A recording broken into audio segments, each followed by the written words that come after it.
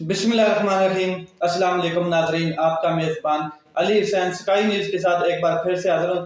بڑی اہم ترین ڈیولپمنٹ ہوئی ہے۔ پاکستان کی سب سے بڑی عدالت، پاکستان کی سب سے معزز عدالت نے ایک سرپرائز دیا ہے ان لوگوں کو جو لوگ آئین شکنی کرنا چاہتے ہیں، جو لوگ آئین کے اندر رہتے ہوئے آئین کی ذمہ داریاں نہیں سمجھ پا رہے ہیں، جو لوگ الیکشن سے باقی ہیں، الیکشن نہیں کروا رہے۔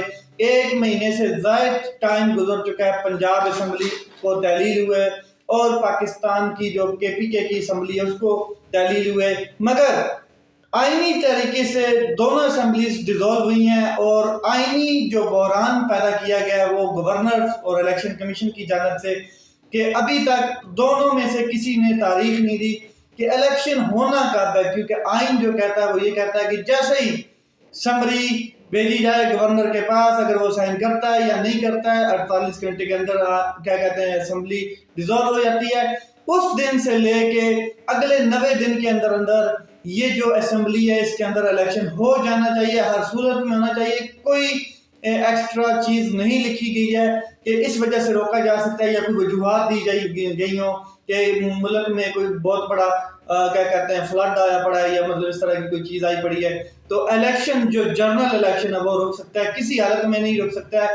جنرل الیکشن کے جو یہ ہیلے وسیلے بہانے یہ لوگ PDM والے کر رہے ہیں یا مراسلہ حکومت کر رہی ہے، وہ کیا کہتے ہیں بے فائدہ ہیں، بے فضول ہیں۔ تمام جتنے آئینی اور کیا کہتے ہیں قانونی آراء رکھنے والے لوگ ہیں انہوں نے اس کے اوپر بڑا کیٹیگوریکلی بات کی ہے۔ ایک چیز وہ سرپرائز آج میں آپ کے ساتھ ڈسکس کرنے جا رہا ہوں کہ surprise chief justice Umar Ata Bandial کی جانب سے دیا گیا وہ کیا ہے، اور دوسرا جج مخالف ایک کمپین چلائی جا رہی ہے مسلم لیگ نون، اس کے اندر کیا کہتے ہیں فرنٹ فٹ پر ہے۔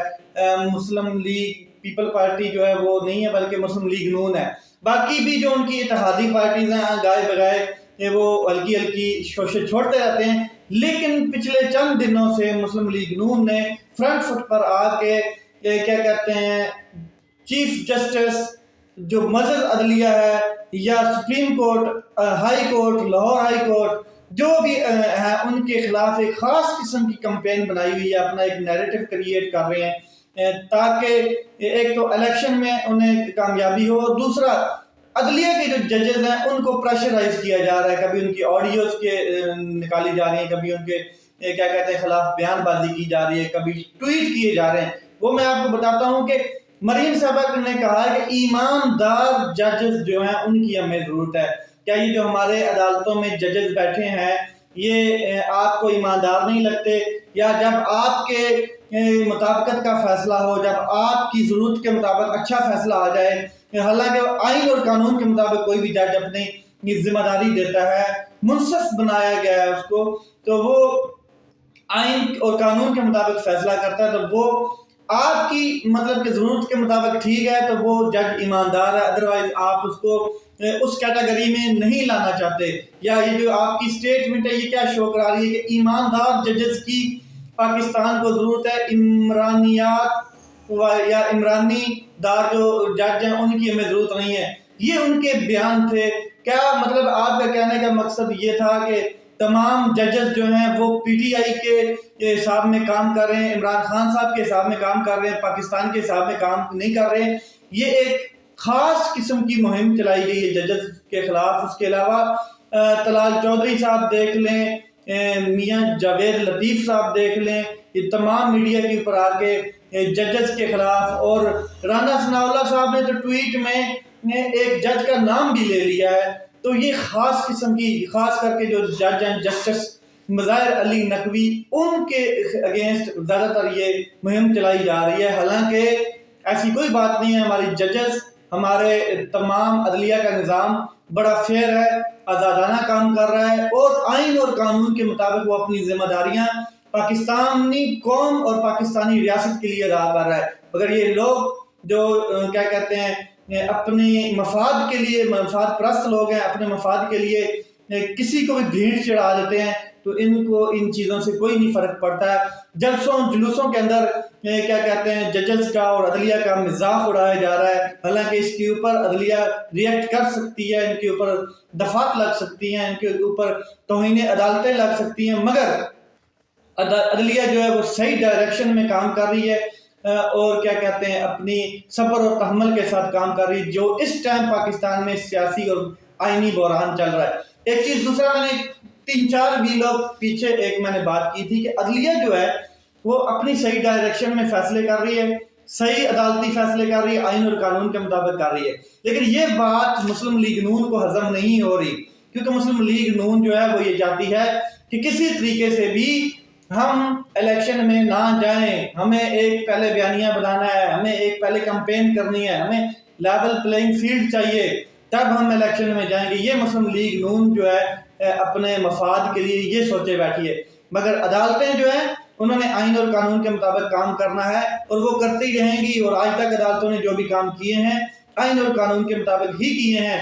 کسی کو اگر اچھے لگتے ہیں یا کسی کو برے لگتے ہیں وہ ان کے اپنا ذاتی فعل ہے. اگر عمران خان صاحب کو عدالتوں نے کیا کہتے ہیں ریلیف نہیں دیا تو آئین اور قانون نے ریلیف نہیں دیا. اگر عدالتوں نے نہیں دیا تو اس کا مطلب ہے آئین اور قانون نے نہیں دیا. اگر آپ کو ریلیف ملا ہے یا آپ کو نہیں ملا ہے تو وہ بھی آئین اور قانون کے دائرے میں جو چیز آتی ہے وہی مل سکتی ہے آپ کو. یہ آپ بالکل غلط سوچتے ہیں. تو اس کے تناظر میں یہ جو چیزیں پوری ایک کمپین، پورا ایک کیا کہتے ہیں عدلیہ خلاف مہم چلائی جا رہی ہے، تو اصل مقصد یہ تھا کہ عدلیہ کہیں سپریم کورٹ کہیں اس کے اوپر نوٹس نہ لے لے. یہ جو آئینی بحران چل رہا ہے، گورنر، الیکشن کمیشن اور 2 میجر اسمبلیز کا جو آئینی بحران ہے ڈیٹ دینے کا، اس کے اوپر کہیں عدلیہ انٹروین نہ کرے.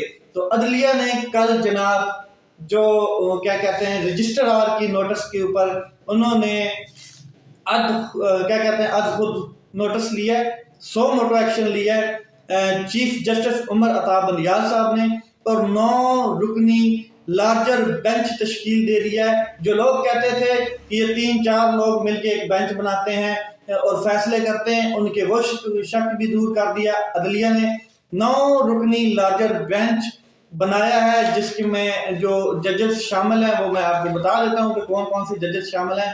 سب سے پہلے جسٹس اعجاز الحسن صاحب، اس کے بعد جسٹس منصور علی شاہ، جسٹس منیب اختر، جسٹس جمال خان مندوخیل، جسٹس محمد علی مظہر، جسٹس عطر من اللہ صاحب. اس کے علاوہ یہ تمام کے تمام یحییٰ خان آفریدی صاحب، مظاہر علی نقوی صاحب، یہ تمام کے تمام 9 رکنی لارجر بینچ بنایا ہے سپریم کورٹ نے. اور ان کے سامنے جو اہم سوالات ہیں کہ وہ یہ کس وجہ سے بنا ہے، وہ صرف اور صرف جو پنجاب اور KPK کے الیکشن کی تاریخ نہیں آ رہی اس کے اوپر از خود نوٹس لیا گیا ہے. اب جو میجر سوال ہیں وہ کون سے ہیں وہ میں آپ کو رکھتا ہوں کہ 3 میجر سوال جو ہیں عدلیہ سپریم کورٹ ان کے اوپر کیا کہتے ہیں تحقیق کرے گی. آج 2 بجے سپریم کورٹ نے اس کی سماعت کرنی ہے. تو نمبر 1 پہ جو اہم سوال ہے وہ یہ ہے کہ تاریخ جو ہے دینا اصل میں کس نے ہے، کس کا اختیار ہے کہ کیا کہتے ہیں اسمبلی ڈیزولو ہوتی ہے تو اس کی تاریخ دینی چاہیے آئین کے مطابق.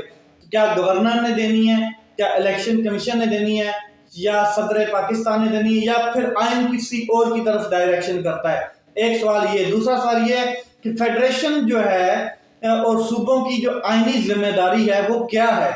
جب الیکشن کی اناؤنسمنٹ ہوتی ہے تو آئینی ذمہ داری فیڈریشن کی اور کیا کہتے ہیں صوبوں کی کیا ہے. اور تیسرا کوسچن یہ ہے کہ یہ آئینی ذمہ داری کب اور کس نے کس طرح ادا کرنی ہے. یہ تمام 3 سوال میجر سوال ہیں جن کے اوپر آج عدلیہ نے سماعت کرنی ہے. اور الیکشن کے کیا کہتے ہیں جو اناؤنسمنٹ ہے جو صدر پاکستان نے بھی 9 مارچ کی دی ہے اس کو بھی غور میں لایا جائے گا. ایک چیز. اور دوسرا جو چیزیں انہوں نے شامل کرنی ہے ان میں کچھ نمائندے بھی ہوں گے، گورنر کے نمائندے ہوں گے، اس کے علاوہ کیا کہتے ہیں جو فیڈریشن ہے اس کا نمائندہ آئے گا، الیکشن کمیشن کا نمائندہ جائے گا، سپریم کورٹ PTI کی جانب سے نمائندے جائیں گے. جن کی تمام چیزوں کو کلیکٹ کیا جائے گا، تمام رائے کلیکٹ کی جائے گی، اور پھر آئین کے مطابق ایک فیصلہ دیا جائے گا کہ یہ آئین کہتا ہے، اور اس کے مطابق 90 دن کے اندر الیکشن ہونا ہے ہر حالت میں۔ جیسے لاہور ہائی کورٹ کے جو جسٹس جواد حسن صاحب ہیں، انہوں نے آلریڈی اس کے اوپر فیصلہ دے دیا۔ یہ چیزیں ہو رہی ہیں، آگے مزید دیکھیں الیکشن کے حوالے سے آج سپریم کورٹ آف پاکستان کیا فیصلہ کرتی ہے۔ ویسے تو سپریم کورٹ آف پاکستان جو آئین اور قانون کے مطابق الیکشن کی ذمہ داری ہے وہ الیکشن کمیشن آف پاکستان کی ہے، مگر جو یہ بال ایک دوسرے کی طرف پھینک رہے ہیں وہ اب بال پکڑ لی ہے، کیا کہتے ہیں، سپریم کورٹ آف پاکستان نے۔ اب دیکھیں کہ وہ بال کس کی وکٹ اڑاتی ہے اور کس کو جتواتی ہے۔ اپنا خیال رکھیں، اپنے بھائی کے چینل کا خیال رکھیں۔ پاکستان زندہ باد۔